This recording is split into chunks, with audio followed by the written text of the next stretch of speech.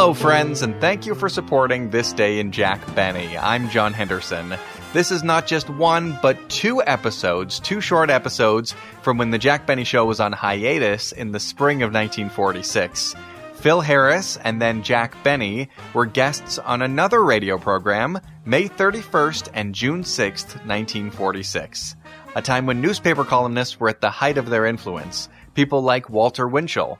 Now to the editorial room of the Jurgens Journal and Walter Winchell. Good evening, Mr. and Mrs. North and South American by shortwave overseas. Let's go to press. Flash. These episodes are from local radio with Nate Gross, a columnist from Chicago, Illinois. Now, Jack Benny grew up in Illinois in a town called Waukegan, not far from Chicago. It was not unusual for Jack to be the subject of a newspaper item, like this story from May 25th. Early in his career, Jack Benny discovered that the public likes the fall guy, the character who is cheap, the man who wears a toupee, the guy who gets into troubles that plague the ordinary man. His next film, Always Leave Them Laughing, has been subtitled The Life of Jack Benny.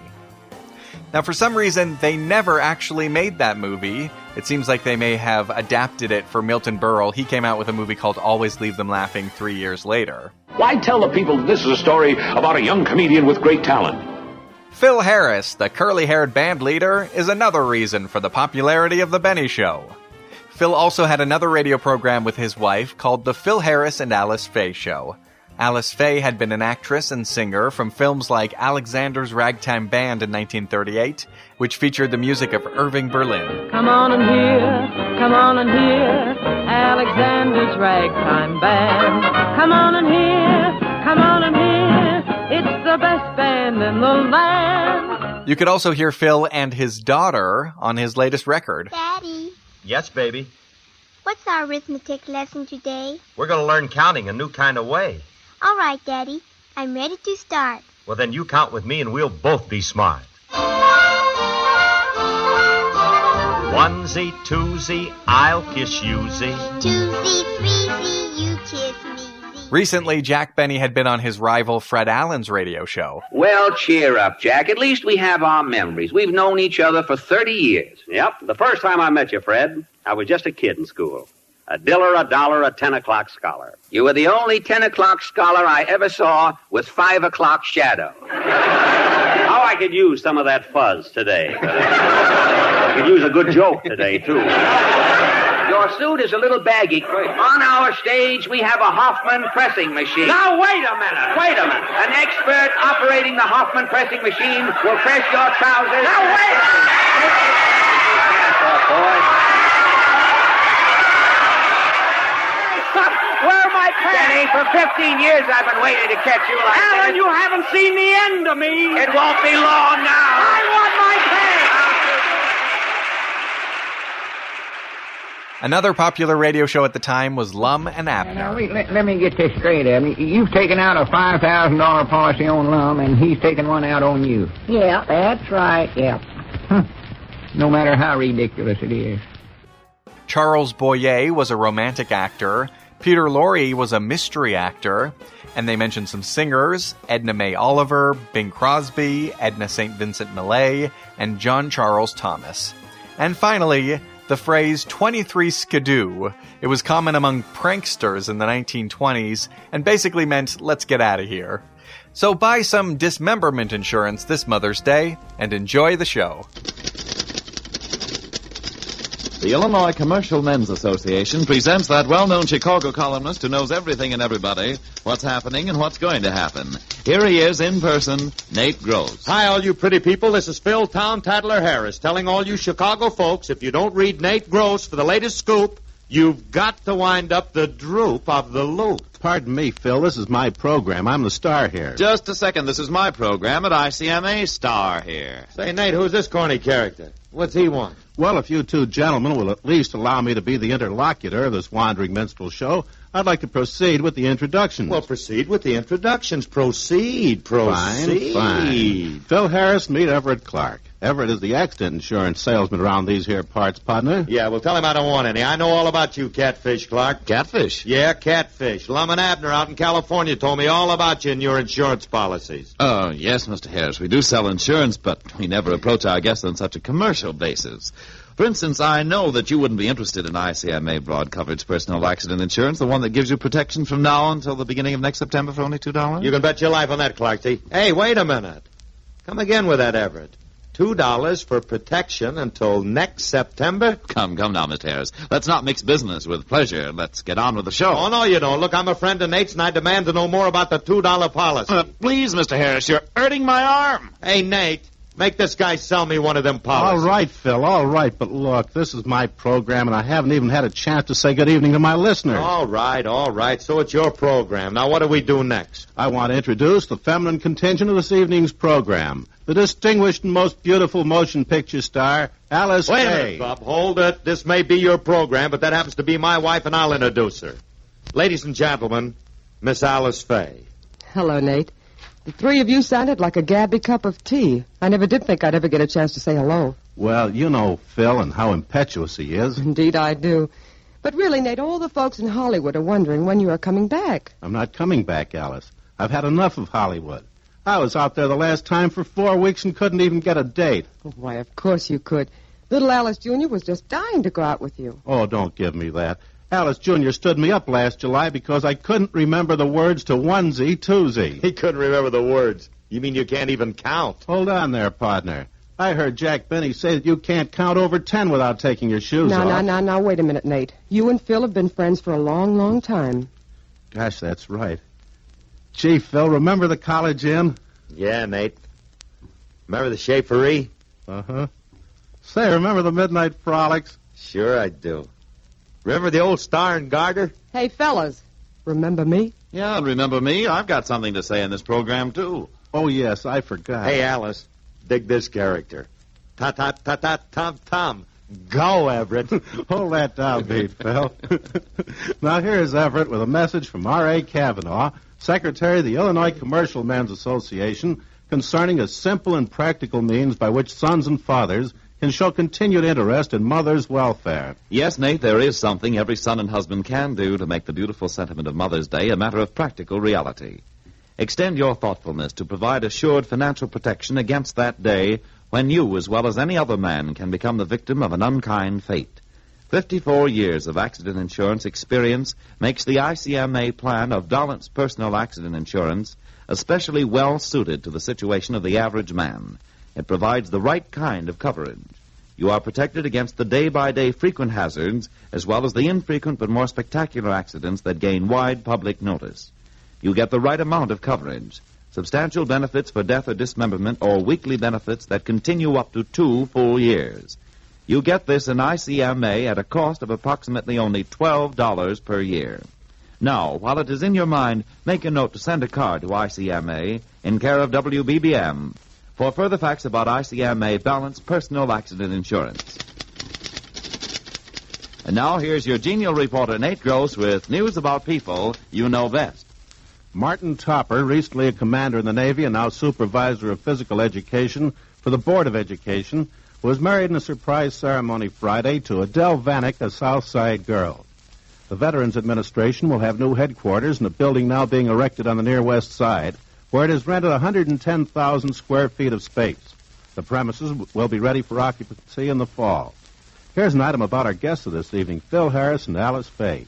They celebrated their 5th wedding anniversary today, and congratulations. Eileen Atkins, daughter of the furrier, will marry Dr. Irwin Salk on June 12th. The Charlie Grimms of the Cubs are getting ready to celebrate their 25th wedding anniversary, which won't be until next year, however. But already the Grimms are planning a big party on their farm, which is in the foothills of the Ozarks down in Missouri. John M. Leonard, several times decorated naval pilot who is back in town completing his legal education, will marry Jane Doty of the South Side at St. Bride's Church next Saturday. And Lieutenant Warren Hickey, who is back in civies, has returned to the practice of law. He brought with him his wife, the former Dorothy Torgeson of Seattle, whom he married 2 weeks ago. Hickey and Leonard are sons of former Chicago police officials. Tom Whiteley and Billy Murphy, the physical culturists who are associated with Charlie Postal, expect to experience fatherhood again in November. This will be Whiteley's 6th child. And Max Glazer, the playing card manufacturer, and Earl Silverman, official of the Harmony Cafeterias, will have additions to their families in October. In Swank Lake Forest, several war marriages are on the rocks. Harvey the Play is coming to Chicago, opening August 4th. The lead will be played by Joe E. Brown, not Frank Faye, who continues to play the part in the New York company. Jack Dempsey picks Joe Louis to flatten Billy Kahn at the Yankee Stadium in June, according to a recent article. Reports are that Gail Sullivan will be up to director of the budget to succeed Harold D. Smith, who will head the new Economic Council. Well, now for Newscope, the national newsletter that ICMA wants you to have free each month. Newscope forecast number 1. Look for government pressure to force operators and John L. Lewis to clarify the issues of the coal strike. Although the government won't take over the mines, it cannot afford the effect of further delays to reconversion. Newscope forecast number 2. Look for Chester Bowles to resign his present position to be Democratic candidate for governor of Connecticut. Secretary of Agriculture Anderson is looking west to the governorship of New Mexico. Now I'd like to take just a moment at this point, folks, to suggest to you, if you have not already done so, that you get on the mailing list for Newscope. A new issue will be out soon. Newscope is offered by my sponsor, the Illinois Commercial Men's Association, as a public service. It gives you a true and unbiased report on a great many things that might not otherwise come to your attention. It gives you a good picture of what's happening behind the scenes in government, finance, politics, and in other fields. It gives you a good, common-sense forecast of things to come, based on logical reasoning, not speculative guessing. Those who have received Newscope comment very favorably on the wide variety of information it presents and the simple, easily understood way it is written. Now, here is Everett to tell you how to get Newscope. Got a pencil and paper? Then make a note of this address, ICMA, care of WBBM. Now, to get Newscope, the current as well as new issue Nate mentioned, just send a card with your name and address to ICMA, care of WBBM. That's all. There's no cost or obligation. Get your name in promptly, and you'll be sure to get the new forthcoming issue and subsequent copies each month as Newscope is published. Remember the address, ICMA, care of WBBM. Say, Nate, this is very interesting. We've always known you as a newspaper man. How long have you been on the radio now? Well, this is my 3rd year, Alice, for the same sponsor, good old ICMA. Good old Nate Gross. He's neither good nor old. I'm on a lot of radio programs, and I've never had an experience like this. One week he's the Bucktown Boyer acting all over the place, and another week he's the Bucktown Bingle, and he can't even carry a tune. Right now he fancies himself the Bucktown Irving Berlin. What do you mean, the Bucktown Irving Berlin? Oh, he comes from the great Northwest, the northwest side of Chicago, that is, from a neighborhood known as Bucktown. Right now he's in a songwriting cycle. Well, don't tell me. I'd rather see him on a motorcycle with 2 sidecars. Now, just a minute, Phil. Let me hear about this. Maybe Nate has some talent we don't know about. I don't care what talent he's got. Even if his song turns out good, I won't let my band play it. Say, Phil, what would you do with that baton if your band didn't show up some night? I'd have him play your song, Bub. That's silly. How could you play my song without a band? It'd sound better that way. Now, enough of this yatta-yatta. Let's hear your song, Nate. Ta-ta-ta-tum-tum-tum. Go. Just a moment, Alice. Hold that downbeat. Ladies and gentlemen, Mr. Nathan Llewellyn Gross. Llewellyn? Llewellyn? Well, gee. Hey, how'd you happen to get that moniker tied on you? Well, almost everyone has a middle name. What's the matter with Llewellyn? Come to think of it, your middle name is Wonga. Ta-ta-ta-ta-ta-ta. Go. I'm in love. This is the real thing. I'm in love. Let the birds sing. I'm in love. Please tell me that it's true. For the real thing is the best thing, and my heart beats, and my ears ring, and my arms are reaching out for you. Now, Nathan Llewellyn Gross, the Bucktown Irving Berlin, gives you the next great line of his immortal love song, I'm in Love. Again. This I gotta hear. Oh, bruh. Now, don't pay any attention to those fellows, Llewellyn. I want to hear more. Well, I haven't written much more, but since you're twisting my arm... Somebody ought to twist your throat. Hush, Phil. Go on, Nate. All right, Alice. This is for you. Love is happy, love is gay. Hey, here's the line. And it's bound to come your way. For the real thing is the best thing, so hold on. You hold on. I'll finish it for you. I'm in love, feeling happy. I'm in love, going sappy.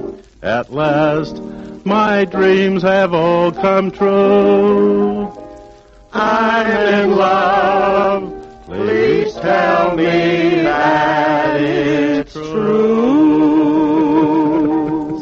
wire just came in for the Nate Gross Trio. Anybody here answering that description? Yes, son, I'll take it. Hey, Alice and Phil, this may be an offer to publish a song. Oh, good. Let me read it. You? Sure, I can read. Now, let's see. Oh, it says, Dear Mr. Gross, in the future, you will refrain from mentioning my name in connection with that Bucktown ballad for bald-pated bachelors. Yours without regards, Irving Berlin. Well, I can't understand it. I sang all his numbers in Alexander's ragtime band, and he didn't mind that. Maybe he didn't know that Phil and I were singing behind you. Oh, don't worry about it, Nate. Look, I'll get us plenty of club dates. Yes, I'll get them to book you into the Chicago Servicemen's Center in Washington Street on May 16th. The Chicago Servicemen's Center on Washington Street on May 16th. Why, it's closing on May 15th. Oh, they made a gag. They made a gag. Well, 23 skidoo. I love my wife, but oh, you kid. Oh, I'm the guy that put the K in candy. I fit right in this clam bake. Here, look. Don't you worry about the trio. It'll be all right. I'm going to let Alice and I start off with onesie-twosie. That's a sure hit. And then you can come in with us later on in the second chorus. Phil, do you know what you're doing? Sure, Clarksy. I know what I'm doing. I've had a lot of experience with trios. I used to handle John Charles Thomas, Edna Mae Oliver, and Edna St. Vincent Millay. That last one sounds like a quartet, don't it?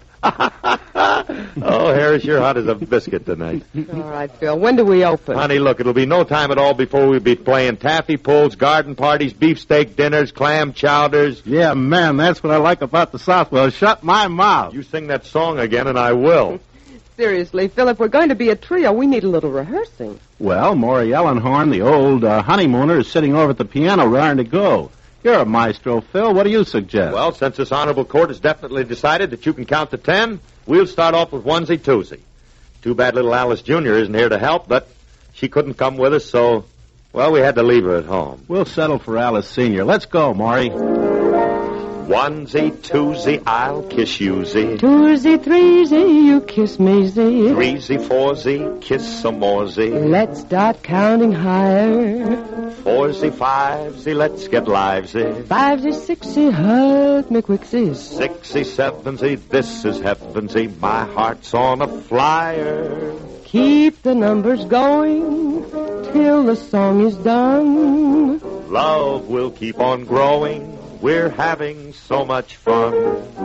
Sevensy, eightsy, you're my datesy. Eightsy, ninesy, ain't this finesy. Ninesy, tensy, kiss againsy. Onesie, twosie, I love you-zy.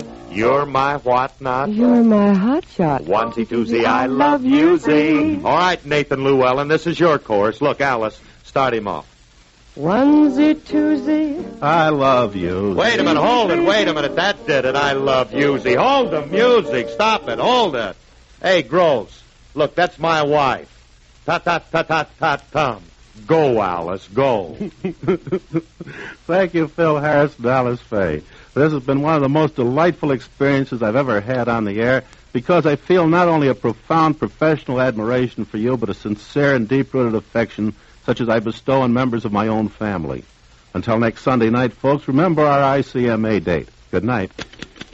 To be sure to get on the mailing list for New Scope, write your card to 9. Mail it on your way to work in the morning. Just address ICMA, care of WBBM. This is the WBBM Air Theater, Wrigley Building, Chicago. The Illinois Commercial Men's Association presents that well-known Chicago columnist who knows everything and everybody, what's happening and what's going to happen. Here he is, in person, Nate Gross. Good evening, friends. This is Nate Gross. We're proud to have with us tonight one of the truly great comedians of our time. Oh, Nate, please. A star of stage, radio, and screen who needs no introduction to Chicago. I do, too. A man who has made millions of people laugh all over the world and who needs no introduction. You said that once.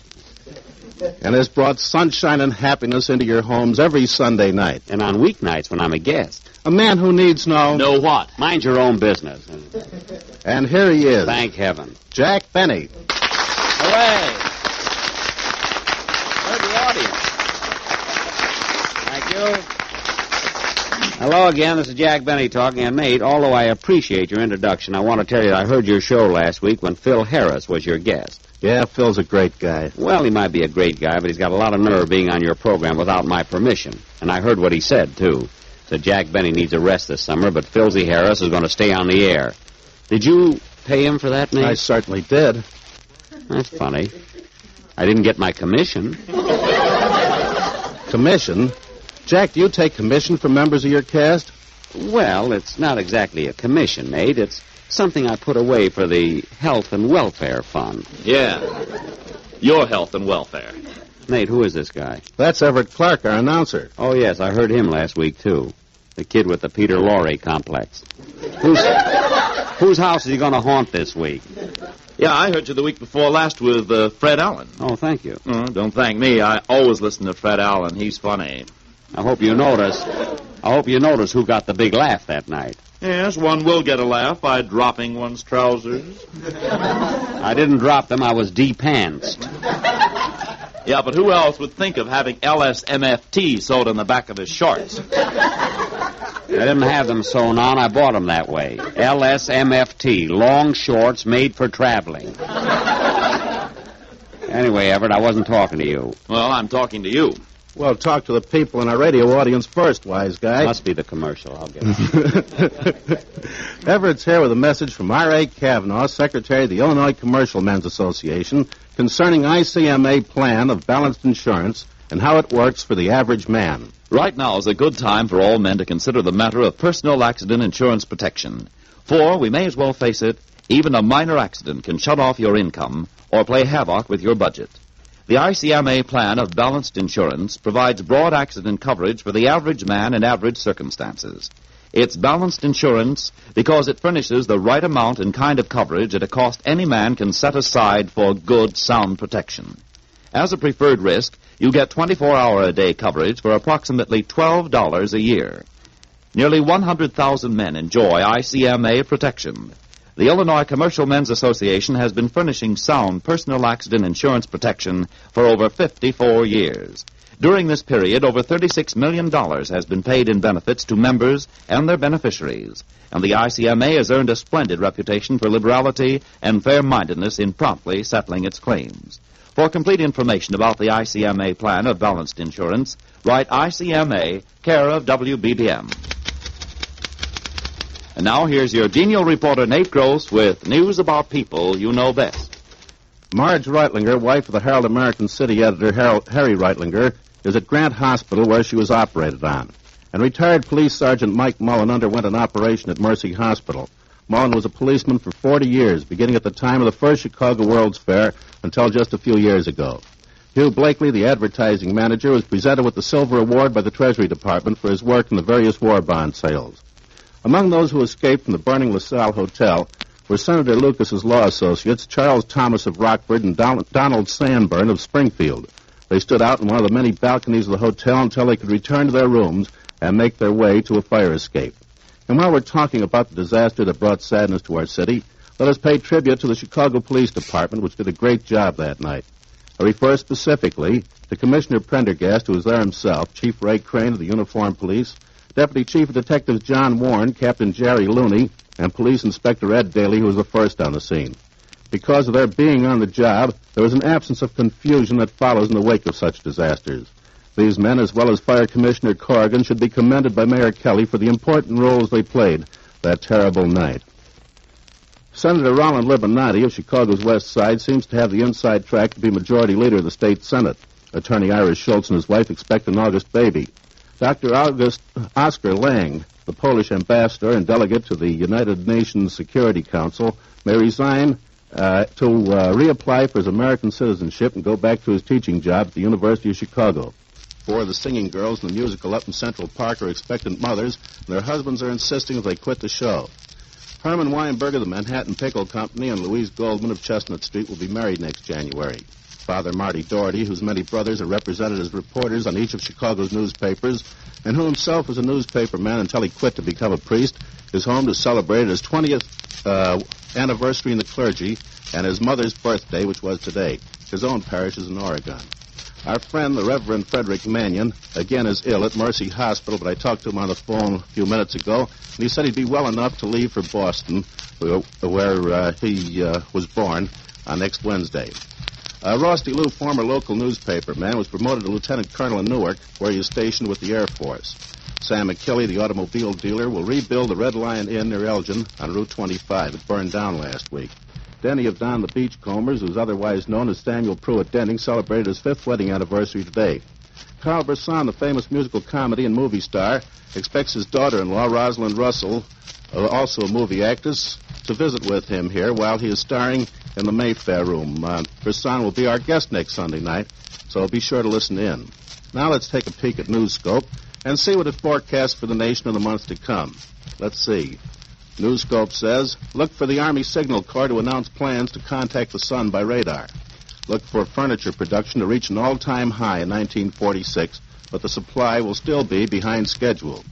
Look for colored television sets in 6 months if price relief is granted by the OPA. Look for inflation to grow despite OPA controls. Now here's Everett to tell you how to keep well informed on world matters with a minimum of reading time and effort. The answer is Newscope, Nate. Every person who wants to be well informed in this day and age when so much is happening can do so by reading Newscope. Newscope makes it easy for you to keep abreast of changes in government, moves by private business, action planned by labor leaders. Newscope is edited for quick, easy reading. It brings you items of great news significance, plus sound, authoritative forecasts of events that may affect you in the future. And Newscope is as easy to get as it is to read. Just send a card with your name and address to ICMA, care of WBBM, for the current and future issues. Newscope is offered without cost or obligation as a public service by the Illinois Commercial Men's Association. Address a card now to ICMA, care of WBBM, and mail it in the morning on your way to work. Thank you, Everett. Now back to our guest, Jack Benny. It's about time. Well, Jack, now that you're here, I'd like to ask you a few questions. You don't mind being interviewed, do you? No, not at all. You know, you were our guest on this program about 1.5 years ago, remember? Yes, I do, Nate, and this is sort of a return engagement. Fortunately, I've had other work in between. You know, with me, it's either feast or famine. I could have played my violin at 3 weddings tonight. Say, that reminds me, Jack. I meant to ask you to bring your violin and forgot all about it. What did you say, Nate?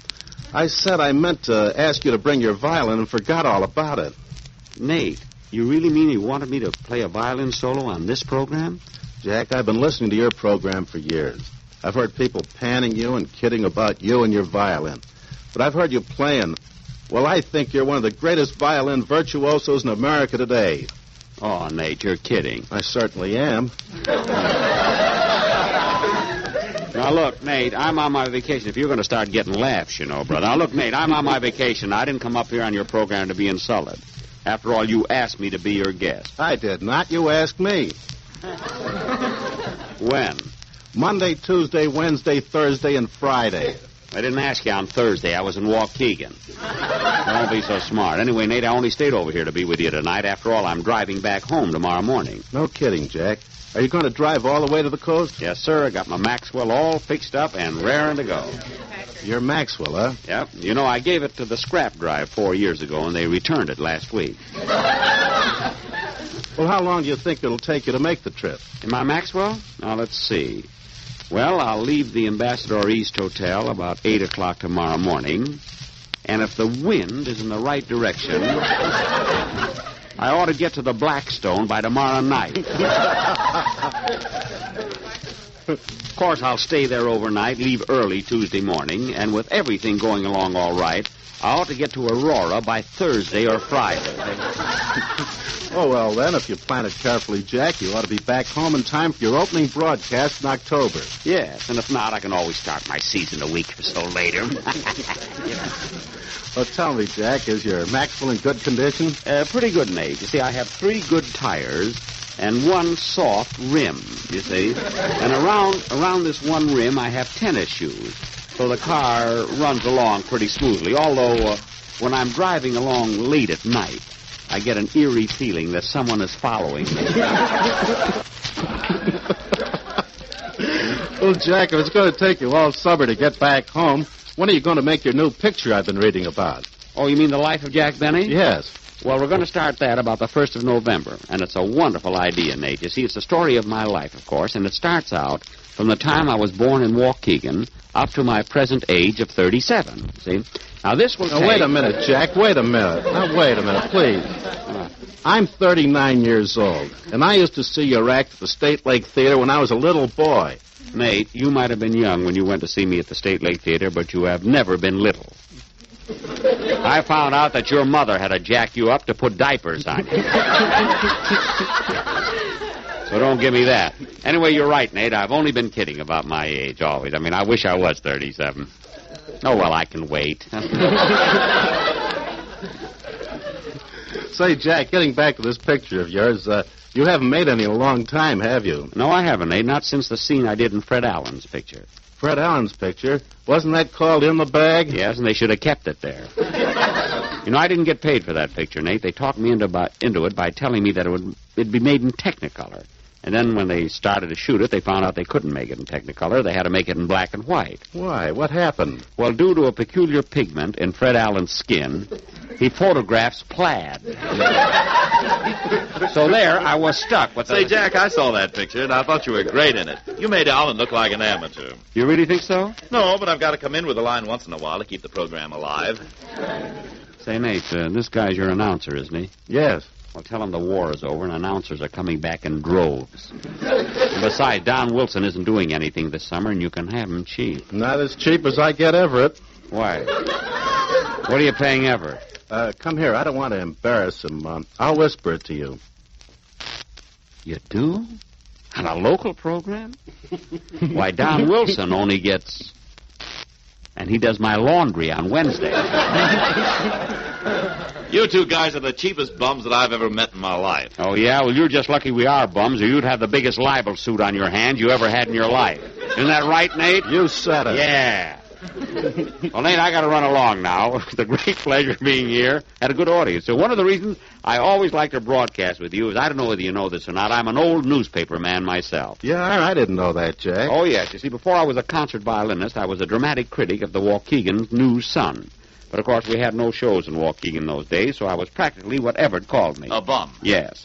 So when they made me... So then they made me the night editor of the same paper. I was night editor for 3 years before I found out I was the night watchman. Well, I got to run along now. So long, Jack. Thanks for coming over. You're welcome. Oh, by the way, Nate, I got a wonderful gag before I leave. Now, listen, we got to do this. I'll say to you, what's the difference between Walter Winchell and Nate Gross? And then you say to me, I don't know, what is the difference between Walter Winchell and Nate Gross? Go ahead. All right, Jack. What is the difference between Walter Winchell and Nate Gross? Winchell is all flash, and Gross is all flesh. Oh, Betty, how can you go on a vacation when they need you so badly? You know, I ad-libbed that gag. Ad-libbed? You did that same joke in this program a year and a half ago. I did? Yes. Well, my writers will certainly hear from me. So long, Nate. Thank you, Jack Petty. When nicer guys are born, they'll use you for a pattern. You know, Everett, I just can't wait to see the Warner Brothers picture the life of Jack Benny. I can. Shame on you, Everett. Good night, folks. Just a reminder, the current issue of Newscope is still available. To receive it and all future issues, send a card with your name and address to ICMA, care of WBBM. Write it now, mail it in the morning, and don't forget your ICMA date next Sunday night with Carl Brisson. Your reporter, Nate Gross, presented to you by the Illinois Commercial Men's Association, returns to you next Sunday with stories about people you know best. Everett Clark speaking. This program has come to you from the WBBM Air Theater, Wrigley Building, Chicago.